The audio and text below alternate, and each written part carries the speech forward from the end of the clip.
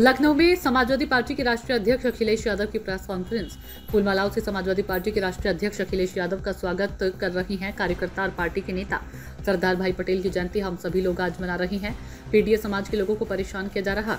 इतनी बड़ी घटना हो जाना, जहां पर हत्या होना, तो इससे तो पता लग रहा है कि लॉ एंड ऑर्डर क्या है, वह भी चुनाव के दौरान सरकार क्या कर रही है और भारत सरकार क्या कर रही है।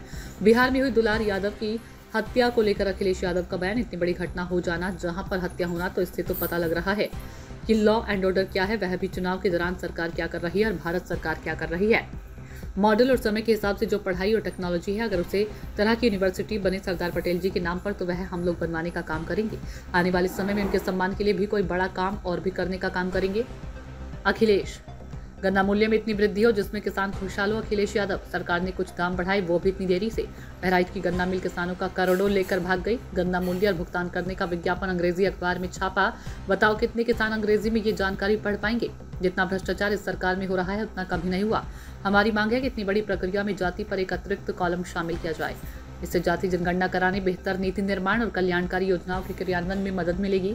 मुझे उम्मीद है कि सरकार हमारे सुझाव पर विचार करेगी और उसे लागू करेगी। अखिलेश यादव। स्पेन जैसा, अरे गोरखपुर स्पेन जैसा देखेगा, न जाने कितना गांजा पकड़ा जा रहा है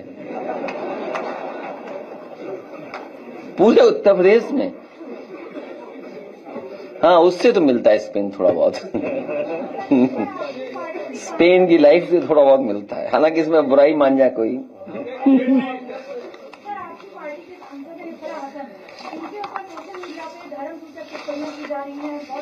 ये सब भारतीय जनता पार्टी के लोग हैं, ये पेड है। पहली बार ऐसा हो रहा है कि निगेटिविटी के लिए आपको पैसा मिल रहा है। आप किसी की इमेज को डैमेज करो, उसके लिए पैसा मिल रहा है। ये भारतीय जनता पार्टी ने पहली बार, और देश के पॉलिटिकल इतिहास में शायद पहली बार ऐसा हो रहा होगा कि निगेटिविटी के लिए पैसा मिल रहा है, अच्छाई के लिए पैसा नहीं मिलता है।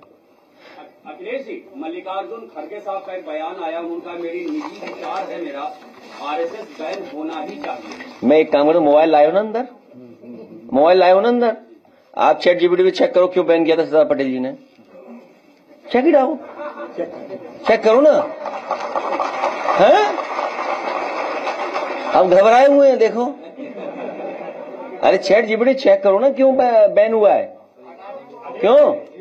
गूगल पे चेक कर लो भाई। गूगल और चैट जीपीटी मैं तो लाया नहीं हूं भाई, ये तो भारत सरकार ही लाई होगी ना। खड़गे साहब का जो मानना है उससे मतलब आप इत्तेफाक रखते हैं? अरे मैं इत्तेफाक नहीं कर रहा, मैं आपसे कह रहा हूँ चैट जीपीटी निकालिए। अच्छा, चैट जीपीटी निकाल के मैं पढ़ देता हूँ, कोई बताइए चैट जीपीटी पे क्या सवाल है तुम्हारा, है? नो नो नो, तुम खैरी साहब ने क्या सवाल, क्या है? आरएसएस बैन होना ही चाहिए। Why was RSS banned? मेरा निजी विचार है। Why RSS was banned?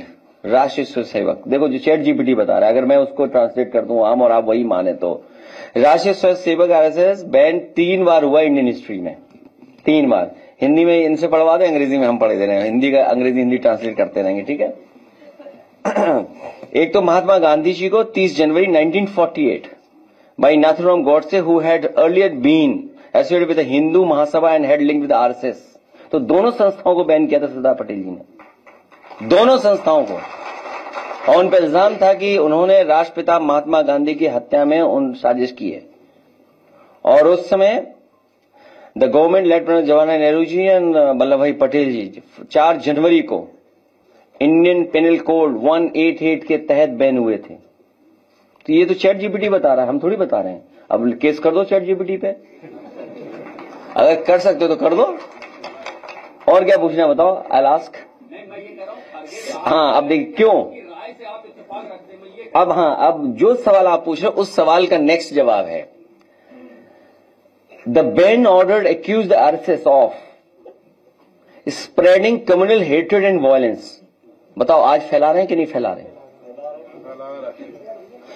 क्यों बैन हुआ था? बैन इसलिए, ये मैं नहीं कह रहा हूं, ये मैं नहीं कह रहा हूं, पत्रकार साथी हो, नहीं फिर ऐसी न्यूज बनाओ तुम जो अभी मैंने दिखाई कि सैफई में इतने खर्च हुए थे। अब देखिए गवर्नमेंट क्या रीजनिंग दी गवर्नमेंट ने उस समय कहा कि spreading communal hatred and violence. क्या इन बीजेपी के लोग नहीं कम्युनल हेट्रेड फैला रहे हैं? हमारे पत्रकार साथी ने बोला, एक नाम के बारे में पूछा, हम चुनाव प्रचार में जा रहे हैं, अरे हमारे मुख्यमंत्री जी तो बच्चों से खेल रहे हैं आजकल।